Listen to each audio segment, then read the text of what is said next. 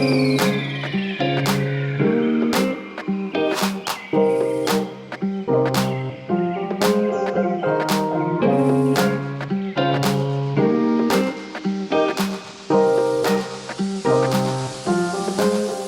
everybody, and welcome to week 4, episode 4 of the Athleticademix podcast. I'm David Fletcher. And I'm Robin Halls.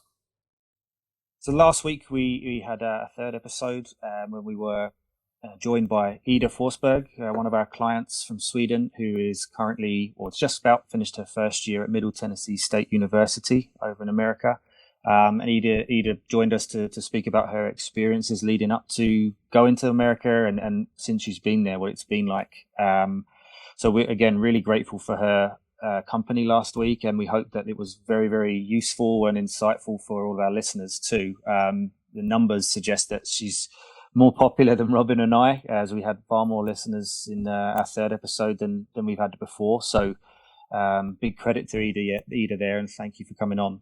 Yeah, she crushed us. So hopefully the listeners come back for this fourth episode, because Ida did an amazing job. She definitely broke records here at Athleticademix. Yeah, we hope so. Otherwise, she's taking over in week 5, and we're fired. So this week for episode 4, we're going to be talking about campus life in the USA, and we're going to sort of break that down into 3 main topics for you as we discuss it. And the first will be campus living. Things like accommodation and dining and that kind of thing, followed by the size of schools and how the different sizes can be a preference for each individual. And we'll compare a few options there for you and tell you about that. And then lastly, sort of the location of the school, things like where it could be in regards to a bigger city or a smaller town, and all the positives and negatives attached to that. So to kick off things, let's start with campus living.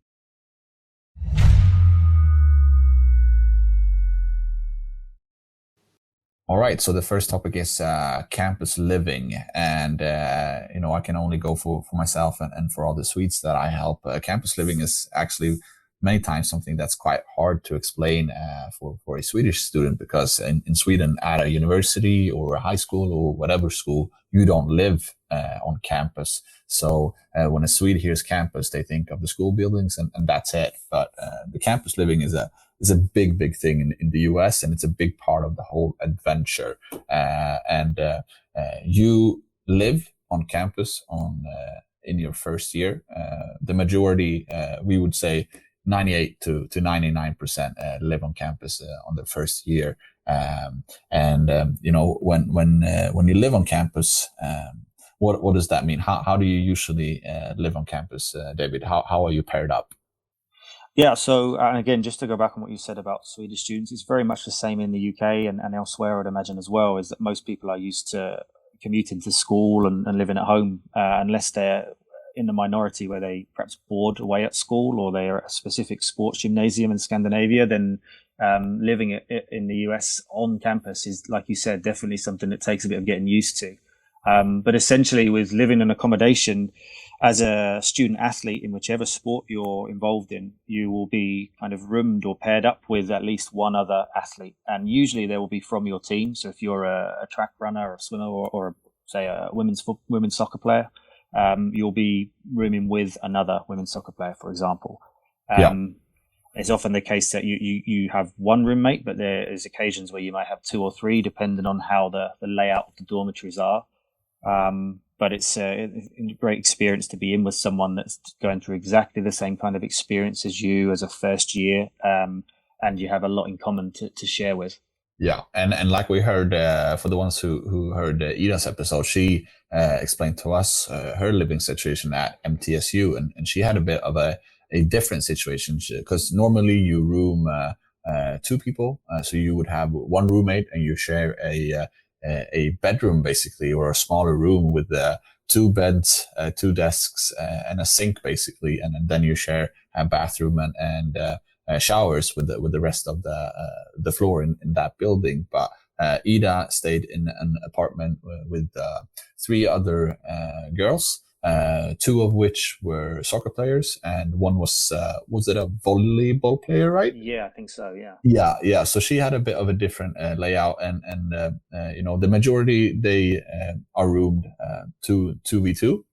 but Ida had another setup, so it would always be individually, of course, but the majority of the rooming are two people in one room.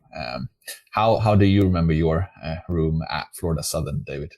Yeah, it was pretty basic in the first year, and that seems to be often the case. I think with athletes we've been working with, and in the past, that year one your accommodation is good, and everything is obviously clean and everything you need, but it's the most basic of the accommodation that's available on that campus. And then as you get older, through years 2, 3, and 4, the level or the standard of your living increases as you get more kind of senior.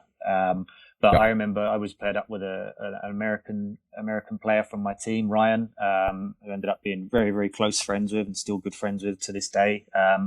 But yeah, you kind of got told we were going to be rooming together probably a month or two before I went over to the States. So I was able back then to email him and get to know him a tiny bit before we met. But yeah, that was it for me. Was sharing with one other person, and then we had showers in the hallway, which was probably shared between 7 or 8, maybe 10 other rooms.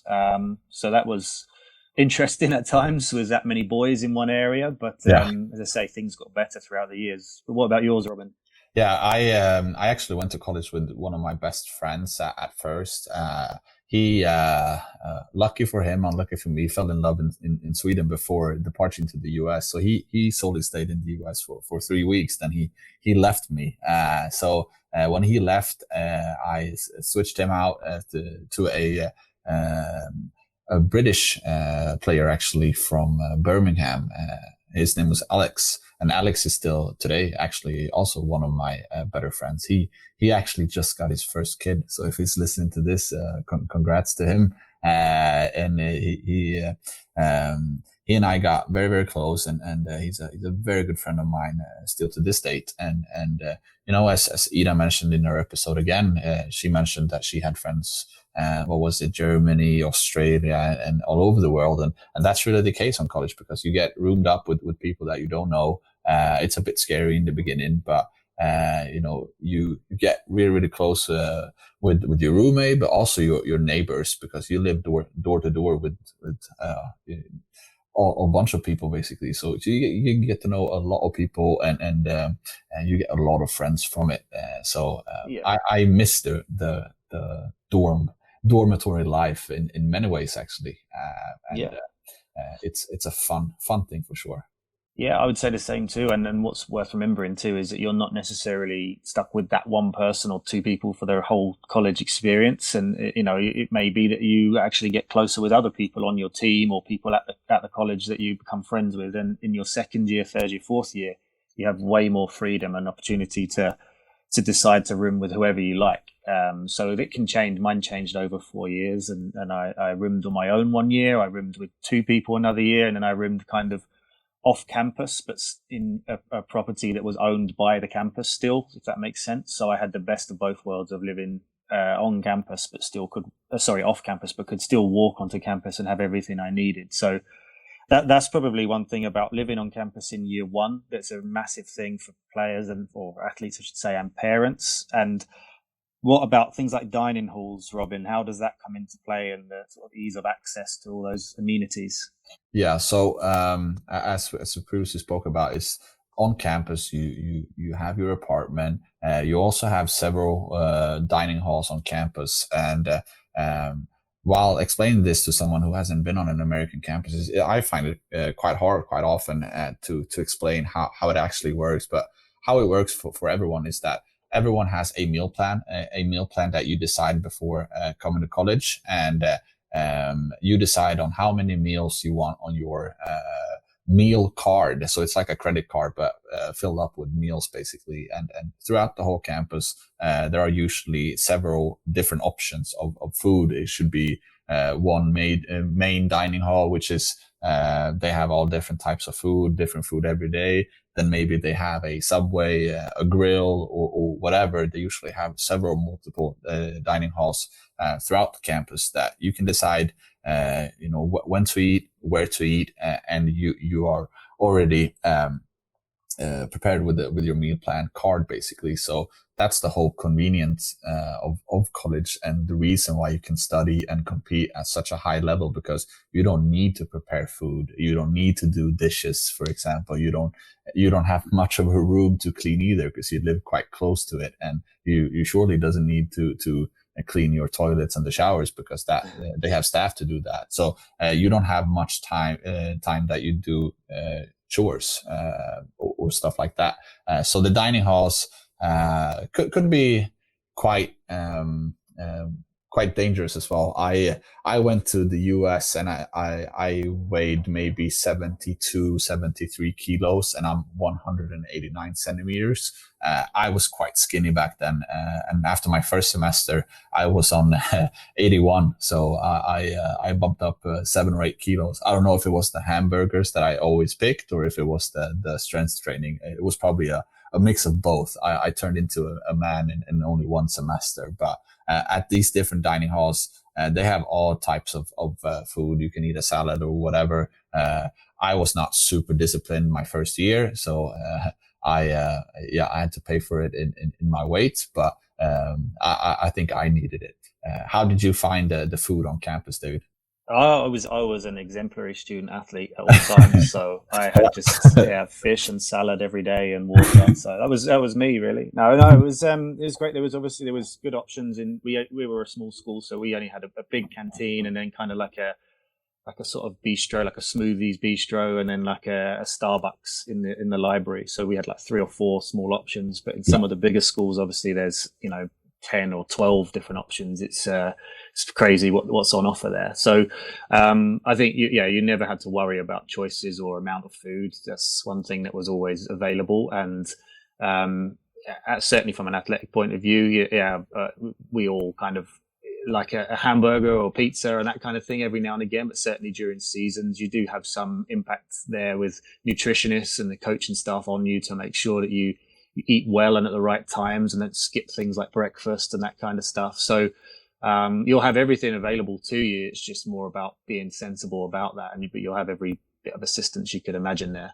yeah, But also with things like sort of even little things are not the most interesting, but things like laundry, anything like that, that you need doing. It's just great in the first year to have it all in one place. It'll be in your dorm block where you take your laundry down and do that maybe once a week, or for some people maybe less than that. But it's things like that you don't necessarily think about on day one, but it's great to have it in walking distance. And that goes for things like sports facilities too. What was it like for you at North Park, Robin, with where you lived in terms of getting to practice each day or the training room? What was the sort of distance you had to cover? yeah. So it was too close in order to have an excuse to not go to the gym. I'll tell you that much. And here in Sweden, I'll have to take the car to the gym, so it's easier for me to talk myself out of it, because it's quite a distance to get myself to the gym. But honestly, I lived 50 meters from the actual gym, and then in the gym there was the athletic training department as well. So if I had an injury or needed to get treatment, like Ida said, for her back, I always had troubles with my groins. So I went there to get some heat. I did some ice bath or whatever. So that was 50 meters from my dorm. The actual soccer field that we practiced on, we had one practice field and we had one game field. It was maybe 200 meters. So yeah, it was obviously always walking distance. North Park is a small campus. We have, I think it's 3,000 students, which of around 1,000 live on campus. So it's a small campus in terms of the US, but everything was within walking distance. You couldn't have much of an excuse if you were late, because the distance were definitely in your favor. How was it at Florida Southern? Was it just as close? Yeah, very much the same. I think my second year, I could look out of the window and see our game field, which would be less than a minute's walk for me, probably about Yeah. the same distance for you there. So it was, really convenient. No excuses, any time not to be, where you needed to be. And it was a smaller campus too. So that also applied to classes in the mornings. The furthest I would maybe walk would be sort of 12, 14 minutes maybe for a class, and that would be an extreme. Most of them were sort of 5, 6 minutes walk. So it Yeah. was, I loved that personally, but in bigger schools, people just get used to using a bike to class, or some massive schools, there's even bus shuttles that run around campus if they're huge. Yeah. So you just adapt to what you're used to and what you prefer. But yeah, it's yes. also dangerous to live too close to the classes, because yeah, I have a tendency to, if I only have a 2 minute walk to something, then I tend to walk when it's 2 minutes left. But if I have a 30-minute commute, I tend to start a bit earlier to have some room for error. But Yeah. when you have that close, you kind of walk into class with a toothbrush still in your mouth. That's just me. But when I'm too close, then I have a tendency of actually being late. That's usually the people who are late, the people who need to commute or need to take everything in consideration. They are usually on time, actually. So that's the fun part, that I was not often, but sometimes late, even though I had no excuse whatsoever. Okay. So on that, well, let's move on then to perhaps to the location of the schools.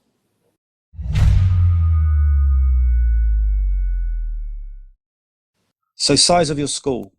For many people, this could be a big factor in their decision-making process. For others, it's not relevant at all. They just want to find the best campus that applies to what they want to do. Sizes of school have a big range in the US. The smallest can be, 1,000 students on campus, or even slightly less, going up to some of the biggest, most enormous campuses that can be nearly 70,000, and everywhere in between. So everybody's going to have a little bit of a different preference there. One of the biggest things to sort of consider in how big your school is and how to measure that is the class size ratio. So for professor with how many students, it could be 20 students to one professor, or 60 students to one professor, that kind of thing. That may have an impact on how much individual attention you get in classes, and therefore what the sort of level of education you're going to get in personally. What was the sort of class size ratio for you at North Park, for example, Robin? Yeah, so at North Park and even North Carolina Wesleyan College, that was my first college. We were, I'd say, an average of amount of students were somewhere between 20 and 30. Not many had more. I had a few classes where we were maybe 70 to 80, but the majority of it was around 20 to 30. So it has its pros and cons in terms of class sizes. If you're in a big class like the ones where we were having the class when you were 80 people, maybe you could sit in the back and do whatever you'd like to do, and not focus and get away with it, because it was a lot of people to keep track of. But when you were in the classes with 20 to 30 people, you walked into class, the professor said, "Hey, Robin, how you doing?" So you were not a number, you were an individual and a name. And that really, I think that really helps for someone like me who's bilingual and don't speak English fluently, or like the Americans. I needed someone who saw me for Robin the Swede, and was aware of my limitations in terms of language, writing, and also, and they were aware of the situation. And the professors knew that I was a soccer player. They asked me if I walked in, like, "Hey, how good game yesterday? I was at the game. You did great." And also those class sizes worked great for me. For the bigger universities, like University of Central Florida, for example, I think that might be the biggest, one of the biggest in the whole of US. They have class sizes of around 200-300. And when you walk into that class, I can assure you that they won't say, hey, Robin, because that will be an amazing professor if they knew all the students' names. So that was something that was quite important for me, and something that I did not think of before going to the US. I did not spend a second thinking of how important class size is for me. Did you have the type of same setup in Florida Southern? Yeah, I think if anything, even more personal, really, because the average class size was probably 15 students to one professor, and there was some were slightly bigger, but certainly when you are more concentrated onto your degree choice. So for mine, it was criminology. So more so my third and fourth years, my criminology specific classes were maybe 9 of us, 10 of us in a class sometimes. So it was very, very personal, and in that sense, when you've got a good professor too, which I was really fortunate to have some great ones, they know you as a real individual, and it helps with your grades. It helps with your projects. You get so much more leniency as an athlete. They help you out, because you know them on a more personal level, as opposed to, like you said, a big school where you're one of many, and you can go a little bit unnoticed. It doesn't mean you're going to get a bad education at a big school by any means. There's lots of enormous schools that are top of the world in academics, but if you do want that sort of personal feel, then smaller schools definitely offer that a little bit more regularly. Yeah, and I think that if you are an independent person who do not need a lot of attention in terms of school, that if you have a homework or if you get a task in school and don't need anyone to remind you of it, then a big school with a big class size is great for you, because then you are independent and you can do it yourself. But if you are the type of person who might need a bit of extra help in school, which is nothing wrong with that, but then a big class size might make it even harder for you, because then you are a number in a sense, not in terms of like you said, that the education is not as good. It's just as good, but it's a different type of studying, and you need to be more independent yourself if you're in a big class size. I just Yep. noticed that on North Park when I was in the class sizes a bit more. You notice straight away that the teacher really don't see if I zoom out, but they did if I was in a class with 15 people, and that kept me on my toes, which was good. So it both has pros and cons for sure. Yeah. I remember one of my biggest classes with 50 to 60 students was actually public speaking, which was terrifying, but also probably the class in college that I've had the most use for in life. That we were supposed to have three speaking sessions throughout the whole semester. That was all we did. So all we did every day was sit down, listen to a student who had his speaking session, and then we grade them and told them how good they did. In those classes, I was glad that we were many, because it made it even harder. So sometimes it could benefit you as well if it's a big class size. Yeah. But for North Park, we actually had, as I mentioned before, we had around 1,000 students living on campus, but 2,000 students commuting. First and foremost, I don't think a Swede has ever heard a word called commuting, because I haven't heard it since I came to the US. What is the difference between a commuting campus and a resident campus? Yeah, so resident campuses are much more, well, a resident on campus is kind of self-explanatory. They live there. So they live in the dormitories, as we explained a little bit previously. Whereas a commuter will live off campus, and that could be in apartments with friends that they still, they're not from the area, but they just live off campus and they travel in for school, or they might still live at home, especially if they're an in-state student. So they travel from somewhere else, basically. And then once their classes are finished for the day, they leave campus again. Yeah. So they kind of come in and out. So with that's kind of, we'll come on to the locations of schools in a minute, but often you'll find that schools located in the cities, especially bigger cities, there's a high percentage of commuter students there, because there's obviously lots of opportunity to live elsewhere if you're in a city, and you're going to have tons of things going on, and people might have jobs outside of school, so they come and go. And the good thing about that is you'll be in a big city, you've got great links and opportunities, and it's an exciting lifestyle being in a city, but you also lose a little bit of that community feel on campus. Whereas a smaller school, and my example of where I went in Florida Southern, we had about 2,300, and probably 1,600-700 maybe were on campus at all times. It was very, very much a resident sort of feel, a community feel to that. And you didn't know everybody on campus, but you certainly recognized faces during your time there that you would see everybody at least once. Yeah. And there was a big family sort of feel to that campus, which I really liked.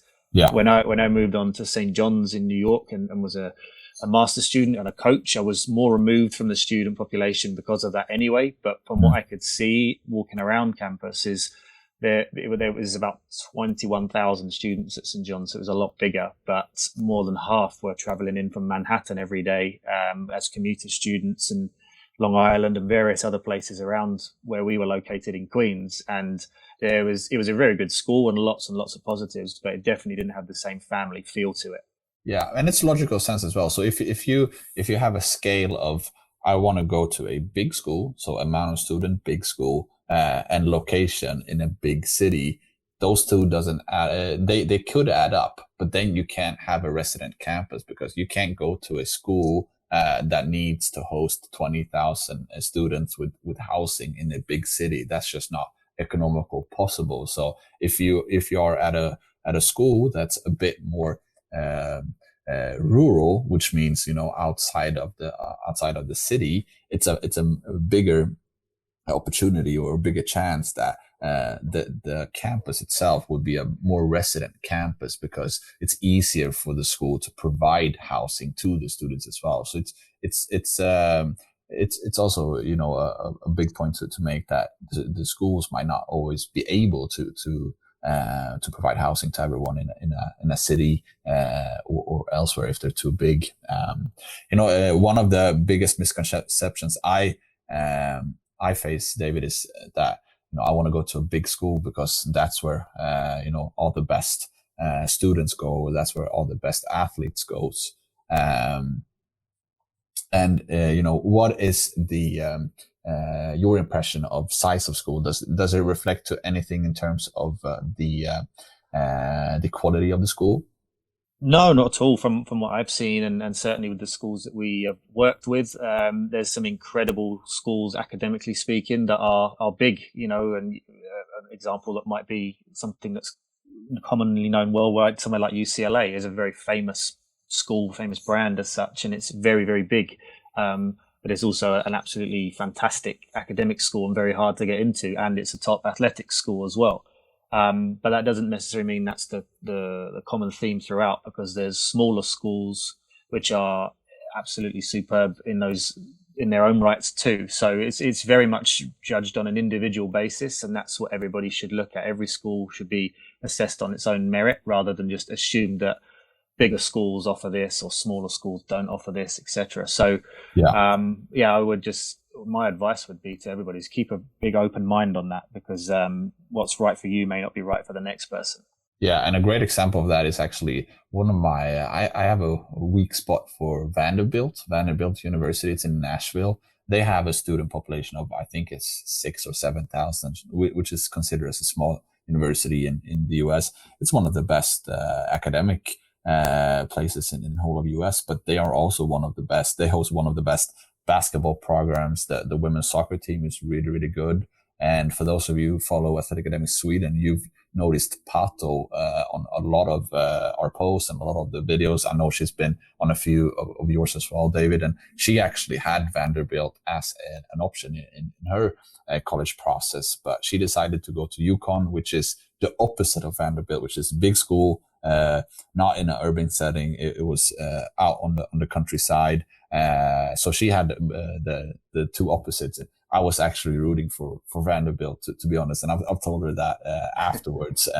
But as you all may know, we don't make the decisions. We just make suggestions to all you guys and give you the info needed, and then you'll decide what works best for you. And for Pato, the UConn option was better, but Vanderbilt is a great example of a school that's small and that's good academically and sports. But let's move on and talk a bit more about location of the school.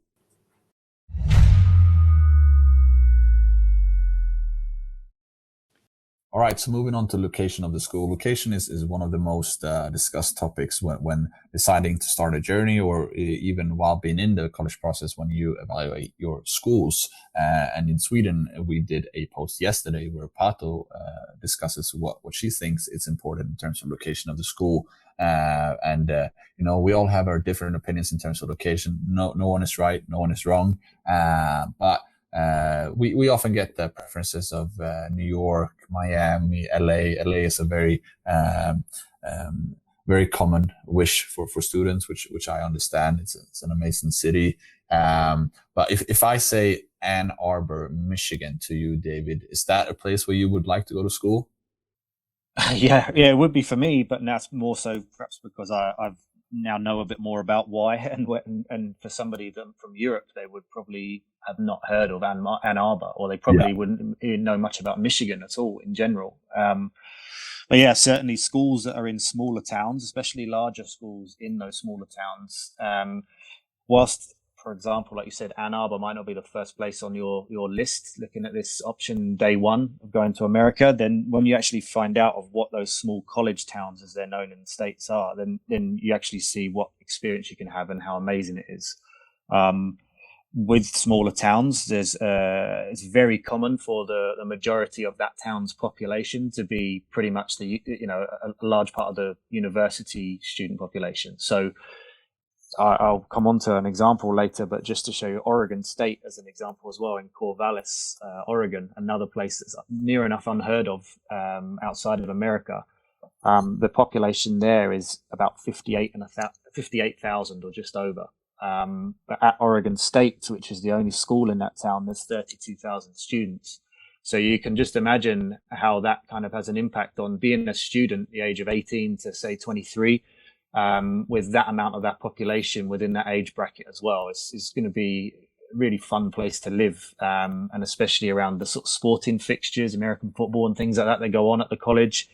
There's an enormous buzz around town, and people will just live and breathe for that college. So that's very, very different to living in a big city where it's diverse and there's lots of interests and not quite the same crazy support for your university.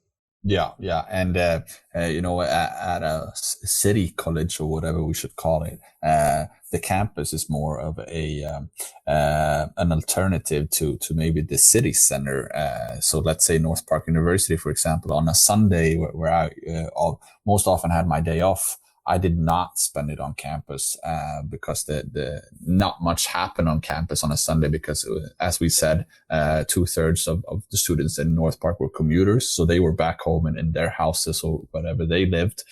So we were only 1,000 on campus. So we went downtown Chicago, which I should definitely not complain about. Chicago has 3 or 4 million people living in it. It has tons of skyscrapers. It's beautiful. So, but we went downtown Chicago for. It took us 20 minutes or something on the L, as they call it.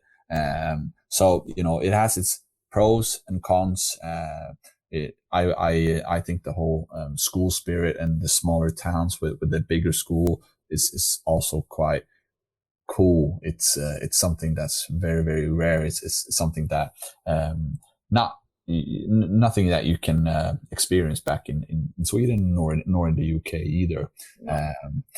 And if I should tell you my personal opinion, when all these great cities in the US that you've all heard of, these are spots that you can go on vacation to, that you can revisit after your college experience or during your college experience, but not many visits Ames, Iowa, for example, or I can guarantee that no one does in Sweden. They don't fly to Ames, Iowa just for the fun of it. But in person, our player going this fall, she's going to Iowa State University there, and Ames, Iowa has a population of around 40,000 as well, and the amount of students are 40% of the whole town is students, and the average population age is like 24.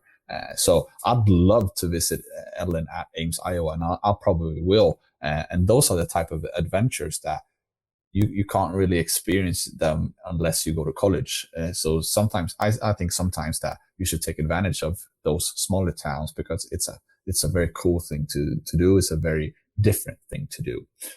But if you would state the positives and negatives in terms of location, David, how would you sum that up?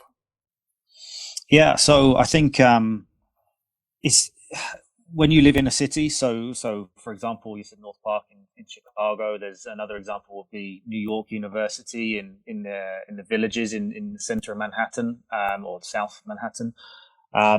You have that benefit that you can come away from campus and get a break, and literally 2 blocks over, you could be doing something completely different that's not associated with your college. So it gives you that escape, I suppose, and like any sort of reasonable sized city, there's tons going on. There's restaurants and that kind of thing and things to do, which you may not have in a sort of smaller, more remote school. But yeah, I mean, certainly the fun experiences I had from being at a smaller school were the things going on campus, and whether that be sports events or other things being put on, fundraisers, and there was always music nights and comedy nights, and that sort of thing is much more aimed at smaller schools to keep you on campus and as I say earlier, get that community feel going. So again, there's no right or wrong answer because it's an individual's opinion that counts the most, and you will all your listeners will have your own opinions on what suits you. But there's definitely something to consider there when you're looking at colleges on the lifestyle that suits you best. Yeah. I totally agree. I can't add anything more actually. All right, so that's it for our subheadings. We have a bonus section where me and David are just gonna give you a few of school examples that we like that are in different type of sections, so you have something to look at. So let's move on to mine and David's example schools.